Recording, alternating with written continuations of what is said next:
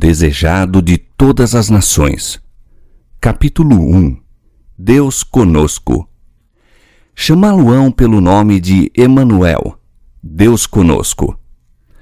O brilho do conhecimento da glória de Deus vê-se na face de Jesus Cristo. Desde os dias da eternidade, o Senhor Jesus Cristo era um com o Pai. Era a imagem de Deus, a imagem de sua grandeza e majestade, o resplendor de sua glória. Foi para manifestar essa glória que ele veio ao mundo. Veio à terra entenebrecida pelo pecado para revelar a luz do amor de Deus, para ser Deus conosco. Portanto, a seu respeito, foi profetizado: chamá-lo-ão pelo nome de Emanuel. Isaías 7,14. Vindo habitar conosco, Jesus deveria revelar Deus tanto aos homens como aos anjos. Ele era a palavra de Deus, o pensamento de Deus tornado audível. Em sua oração pelos discípulos diz: Eu lhes fiz conhecer o teu nome. Misericordioso e piedoso, tardio em iras e grande em beneficência e verdade, para que o amor com que me tens amado esteja neles e eu neles esteja. Mas não somente a seus filhos nascidos na terra era feita essa revelação. Nosso pequenino mundo é o livro de estudo do universo. O maravilhoso desígnio da graça do Senhor, o mistério do amor que redime, é o tema para que os anjos desejam bem atentar e será seu estudo através dos séculos sem fim. Mas os seres remidos e os não caídos encontrarão na cruz de Cristo sua ciência e seu cântico. Ver-se-á que a glória que resplandece na face de Jesus Cristo é a glória do abnegado amor. À luz do Calvário, se patenteará que a lei do amor que renuncia é a lei da vida para a terra e o céu, que o amor que não busca os seus interesses tem sua fonte no coração de Deus e que no manso e humilde Jesus se manifesta o caráter daquele que habita na luz inacessível ao homem. No princípio, Deus se manifestava em todas as obras da criação. Foi Cristo que estendeu os céus e lançou os fundamentos da terra. Foi sua mão que suspendeu os mundos no espaço e deu forma às flores do campo. Ele converteu o mar em terra firme. Seu é o mar e ele o fez. Foi ele quem encheu a terra de beleza e de cânticos o ar. E sobre todas as coisas da terra, no ar e no firmamento, escreveu a mensagem do amor do Pai. Salmos capítulo 65, verso 6, capítulo 95, verso 5. Ora, o pecado manchou a perfeita obra de Deus, todavia permanecem os traços de sua mão. Mesmo agora todas as coisas criadas declaram a glória de sua excelência. Não há nada, a não ser o coração egoísta do homem, que viva para si. Nenhum pássaro que fende os ares, nenhum animal que se move sobre a terra, deixa de servir a qualquer outra vida. Folha alguma da floresta, nem humilde haste de erva é sem utilidade. Toda árvore, arbusto e folha exalam aquele elemento de vida sem o qual nenhum homem ou animal poderia existir, e animal e homem servem, por sua vez, à vida da folha, do arbusto e da árvore. As flores exalam sua fragrância e desdobram sua beleza em bênção ao mundo. O sol derrama sua luz para alegrar a 1000 mundos. O próprio oceano, a origem de todas as fontes, recebe as correntes de toda a terra, mas recebe para dar. Os vapores que lhe ascendem ao seio caem em chuveiros para regar a terra, a fim de que ela produza e floresça. Os anjos da glória acham seu prazer em dar. dar amor e infatigável cuidado a almas caídas e contaminadas. Seres celestiais buscam conquistar o coração dos homens. Trazem a este mundo obscurecido a luz das cortes em cima. Mediante um ministério amável e paciente, operam no espírito humano para levar os perdidos a uma união com Cristo mais íntima do que eles próprios podem avaliar. Volvendo-nos, porém, de todas as representações secundárias, contemplamos Deus em Cristo. Olhando para Jesus, vemos que a glória de nosso Deus é dar. Nada faço de mim mesmo, disse Cristo. O Pai que vive me enviou e eu vivo pelo Pai. Eu não busco a minha glória, mas a daquele que me enviou. João capítulo 8, verso 26, capítulo 6, verso 57, capítulo 8, verso 50 e capítulo 7, verso 18. Manifesta-se nestas palavras o grande princípio que é a lei da vida para o universo. Todas as coisas Cristo recebeu de Deus, mas recebeu-as para dar. Assim, nas cortes celestes, em seu ministério por todos os seres criados, através do amado Filho, flui para todos a vida do Pai. Por meio do Filho, ela volve em louvor e jubiloso serviço uma onda de amor à grande fonte de tudo. E assim, através de Cristo, completa-se o circuito da beneficência, representando o caráter do grande doador, a lei da vida. No próprio céu foi quebrantada essa lei. O pecado originou-se na busca dos próprios interesses. Lúcifer, o querubim cobridor, desejou ser o primeiro no céu. Procurou dominar os seres celestes, afastá-los de seu Criador e receber-lhes, ele próprio, as homenagens. Portanto, apresentou falsamente a Deus, atribuindo-lhe o desejo de exaltação própria. Tentou revestir o amorável Criador com seus próprios maus característicos. Assim enganou os anjos, assim enganou os homens. Levou-os a duvidar da palavra de Deus e a desconfiar de sua bondade. Como o Senhor seja um Deus de justiça e terrível majestade, Satanás os fez considerá-lo como severo e inclemente. Assim arrastou os homens a se unirem com ele em rebelião contra Deus, e as trevas da miséria baixaram sobre o mundo. A terra obscureceu-se devido à má compreensão de Deus. Para que as tristes sombras se pudessem iluminar, para que o mundo pudesse volver ao Criador, era preciso que se derribasse o poder enganador de Satanás. Isso não se podia fazer pela força. O exercício da força é contrário aos princípios do governo de Deus. Ele deseja unicamente o serviço de amor, e o amor não se pode impor. Não pode ser conquistado pela força ou pela autoridade. Só o amor desperta o amor. Conhecer a Deus é amá-lo. Seu caráter deve ser manifestado em contraste com o de Satanás. Essa obra, unicamente um ser em todo o universo era capaz de realizar. Somente aquele que conhecia a altura e a profundidade do amor de Deus podia torná-lo conhecido. Sobre a negra noite do mundo devia erguer-se o sol da justiça, trazendo salvação sob as suas asas. Malaquias 4:2. O plano de nossa redenção não foi um pensamento posterior formulado depois da queda de Adão. Foi a revelação do mistério encoberto desde tempos eternos. Romanos 16:25. Foi um desdobramento dos princípios que têm sido, desde os séculos da eternidade, o fundamento do trono de Deus. Desde o princípio, Deus e Cristo sabiam da apostasia de Satanás e da queda do homem mediante o poder enganador do apóstata.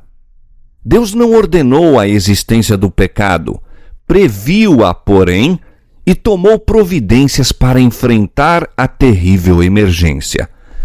Tão grande era seu amor pelo mundo que concertou entregar seu Filho unigênito para que todo aquele que nele crê não pereça, mas tenha a vida eterna. João 3,16. Lúcifer dissera: subirei ao céu, acima das estrelas de Deus exaltarei o meu trono. Serei semelhante ao Altíssimo. Isaías capítulo 14, versos 13 e 14. Mas Cristo, sendo em forma de Deus, não teve por usurpação ser igual a Deus, mas aniquilou-se a si mesmo, tomando a forma de servo, fazendo-se semelhante aos homens. Filipenses capítulo 2, versos 6 e 7. Foi um sacrifício voluntário. Jesus poderia haver permanecido ao lado de seu Pai, poderia haver retido a glória do céu e as homenagens dos anjos, mas preferiu entregar o cetro nas mãos de seu Pai e descer do trono do universo a fim de trazer luz aos entenebrecidos e vida aos que estavam prestes a perecer. Cerca de 2000 anos atrás, ouviu-se no céu uma voz de misteriosa significação saída do trono de Deus. Eis aqui venho. Sacrifício e oferta não quiseste, mas corpo me preparaste. Eis aqui venho. No rolo do livro está escrito de mim, para fazer, ó Deus, a tua vontade. Hebreus capítulo 10, versos 5 a 7. Nestas palavras, anuncia-se o cumprimento do desígnio que estivera oculto desde tempos eternos. Cristo estava prestes a visitar nosso mundo e a encarnar. Diz ele: corpo me preparaste. Houvesse aparecido com a glória que possuía com o Pai antes que o mundo existisse, e não teríamos podido resistir à luz de sua presença. Para que a pudéssemos contemplar e não ser destruídos, a manifestação de sua glória foi velada. Sua divindade ocultou-se na humanidade, a glória invisível na visível forma humana. Esse grande desígnio havia sido representado em tipos e símbolos. A sarça ardente em que Cristo apareceu a Moisés revela Deus. O símbolo escolhido para a representação da divindade foi um humilde arbusto que, aparentemente, não tinha nenhuma atração. Abrigou, porém, o infinito. O Deus todo misericordioso velou sua glória num símbolo por demais humilde, para que Moisés pudesse olhar para ela e viver. Assim, na coluna de nuvem de dia e na de fogo à noite, Deus se comunicava com Israel, revelando aos homens sua vontade e proporcionando-lhes graça. A glória de Deus era restringida e sua majestade velada, para que a fraca visão de homens finitos a pudesse contemplar. Da mesma maneira, Cristo deveria vir no corpo abatido, semelhante aos homens. Filipenses 3, 21. Aos olhos do mundo, não possuía beleza para que o desejassem, e não obstante, era o encarnado Deus, a luz do céu na terra. Sua glória estava encoberta, sua grandeza e majestade ocultas, para que pudesse atrair a si os tentados e sofredores. Deus ordenou a Moisés acerca de Israel: e me farão um santuário e habitarei no meio deles. Êxodo 25, 8. E habitou no santuário, no meio de seu povo. Durante toda a fatigante peregrinação deles no deserto, o símbolo de sua presença os acompanhou. Assim, Cristo estabeleceu seu tabernáculo no meio de nosso acampamento humano.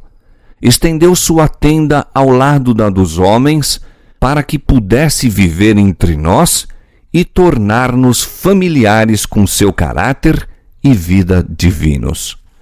O Verbo se fez carne e habitou entre nós, e vimos a sua glória, como a glória do unigênito do Pai, cheio de graça e de verdade.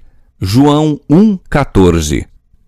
Desde que Cristo veio habitar entre nós, sabemos que Deus está relacionado com as nossas provações e se compadece de nossas dores.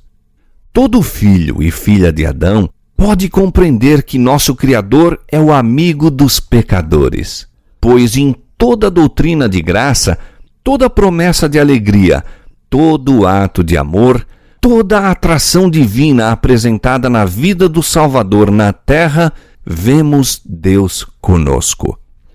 Satanás apresenta a divina lei de amor como uma lei de egoísmo. Declara que nos é impossível obedecer-lhe aos preceitos. A queda de nossos primeiros pais, com toda a miséria resultante, ele atribui ao Criador, levando os homens a olharem a Deus como autor do pecado, do sofrimento e da morte. Jesus devia patentear esse engano. Como um de nós, cumpria-lhe dar exemplo de obediência.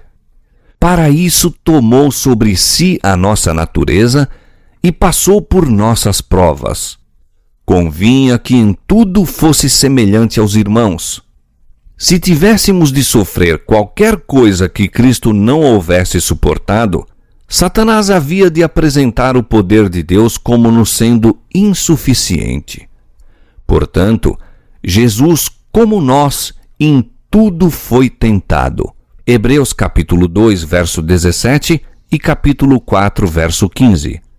Sofreu toda a provação a que estamos sujeitos, e não exerceu em seu próprio proveito poder algum que nos não seja abundantemente facultado. Como homem, enfrentou a tentação e venceu-a no poder que lhe foi dado por Deus. Diz ele: deleito-me em fazer a tua vontade, ó Deus meu. Sim, a tua lei está dentro do meu coração. Salmo 40, verso 8. Enquanto andava fazendo o bem e curando a todos os aflitos do diabo, patenteava aos homens o caráter da lei de Deus e a natureza de seu serviço. Sua vida testifica ser possível obedecermos também à lei de Deus. Por sua humanidade, Cristo estava em contato com a humanidade. Por sua divindade, firma-se no trono de Deus. Como filho do homem, deu-nos um exemplo de obediência. Como filho de Deus, dá-nos poder para obedecer. Foi Cristo que, do monte Horebe, falou a Moisés, dizendo: Eu sou o que sou. Assim dirás aos filhos de Israel: Eu sou, me enviou a vós. Êxodo capítulo 3, verso 14. Foi esse o penhor da libertação de Israel. Assim, quando ele veio semelhante aos homens, declarou ser o Eu sou. O infante de Belém, o manso e humilde Salvador, é Deus manifestado em carne. 1 Timóteo capítulo 3, verso 16. A nós nos diz: Eu sou o bom pastor. Eu sou o pão vivo. Eu sou o caminho, a verdade e a vida. É-me dado todo o poder no céu e na terra. João capítulo 10, verso 11, capítulo 6, verso 51, capítulo 14, verso 6 e Mateus capítulo 28, verso 18. Eu sou a certeza da promessa. Sou eu, não temais. Deus conosco é a certeza de nossa libertação do pecado a segurança de nosso poder para obedecer à lei do céu. Baixando a tomar sobre si a humanidade, Cristo revelou um caráter exatamente oposto ao de Satanás. Desceu, porém, ainda mais baixo na escala da humilhação. Achado na forma de homem, humilhou-se a si mesmo, sendo obediente até a morte e morte de cruz. Filipenses 2:8. Como o sumo sacerdote punha de parte suas suntuosas vestes pontificais e oficiava no vestuário de linho branco do sacerdote comum, assim Cristo tomou a forma de servo e ofereceu sacrifício, sendo ele mesmo o sacerdote e a vítima. Ele foi ferido pelas nossas transgressões e moído pelas nossas iniquidades. O castigo que nos traz a paz estava sobre ele. Cristo foi tratado como nós merecíamos para que pudéssemos receber o tratamento a que ele tinha direito. Foi condenado pelos nossos pecados, nos quais não tinha participação, para que fôssemos justificados por sua justiça, na qual não tínhamos parte. Sofreu a morte que nos cabia, para que recebêssemos a vida que a ele pertencia. Pelas suas pisaduras fomos sarados. Isaías capítulo 53, verso 5. Pela sua vida e morte, Cristo operou ainda mais do que a restauração da ruína produzida pelo pecado. Era o intuito de Satanás causar entre o homem e Deus uma eterna separação. Em Cristo, porém, chegamos a ficar em mais íntima união com Ele do que se nunca houvéssemos pecado. Ao tomar a nossa natureza, o Salvador ligou-se à humanidade por um laço que jamais se partirá. Ele nos estará ligado por toda a eternidade. Deus amou o mundo de tal maneira que deu o seu Filho unigênito. João 3,16. Não o deu somente para levar os nossos pecados e morrer em sacrifício por nós. Deu-o à raça caída. Para nos assegurar seu imutável conselho de paz, Deus deu seu Filho unigênito a fim de que se tornasse membro da família humana, retendo para sempre sua natureza humana. Esse é o penhor de que Deus cumprirá sua palavra. Um menino nos nasceu, um filho se nos deu, e o principado está sobre os seus ombros. Isaías 9:6. Deus adotou a natureza humana na pessoa de seu Filho, levando a mesma ao mais alto céu. É o Filho do homem que partilha do trono do universo. É o Filho do homem cujo nome será Maravilhoso, Conselheiro, Deus Forte, Pai da Eternidade, Príncipe da Paz. Isaías 9:6. O Eu Sou é o árbitro entre Deus e a humanidade, pondo a mão sobre ambos. Aquele que é santo, inocente, imaculado, separado dos pecadores, não se envergonha de nos chamar irmãos. Hebreus capítulo 7, verso 26 e capítulo 2, verso 11. Em Cristo se acham ligadas a família da terra e a do céu. Cristo glorificado é nosso irmão. O céu se acha abrigado na humanidade e esta envolvida no seio do infinito amor. Diz Deus de seu povo: como as pedras de uma coroa, eles serão exaltados na sua terra, porque quão grande é a sua bondade, e quão grande é a sua formosura. Zacarias capítulo 9, versos 16 e 17. A exaltação dos remidos será um eterno testemunho da misericórdia de Deus. Ele há de mostrar nos séculos vindouros as abundantes riquezas da sua graça pela sua benignidade para conosco em Cristo Jesus. para que a multiforme sabedoria de Deus seja conhecida dos principados e potestades nos céus, segundo o eterno propósito que fez em Cristo Jesus, nosso Senhor. Efésios capítulo 2, verso 7, capítulo 3, versos 10 e 11. Por meio da obra redentora de Cristo, o governo de Deus fica justificado. O Onipotente é dado a conhecer como o Deus de amor. As acusações de Satanás são refutadas e revelado o seu caráter. A rebelião não se levantará segunda vez. O pecado jamais poderá entrar novamente no universo. Todos estarão por todos os séculos garantidos contra a apostasia. Mediante o sacrifício feito pelo amor, os habitantes da terra e do céu se acham ligados a seu Criador por laços de indissolúvel união. A obra da redenção será completa. Onde abundou o pecado, superabundou a graça de Deus. A terra, o próprio campo que Satanás reclama como seu, será não apenas redimida, mas exaltada. Nosso pequenino mundo, sob a maldição do pecado, a única mancha escura de sua gloriosa criação, será honrado acima de todos os outros mundos do universo de Deus.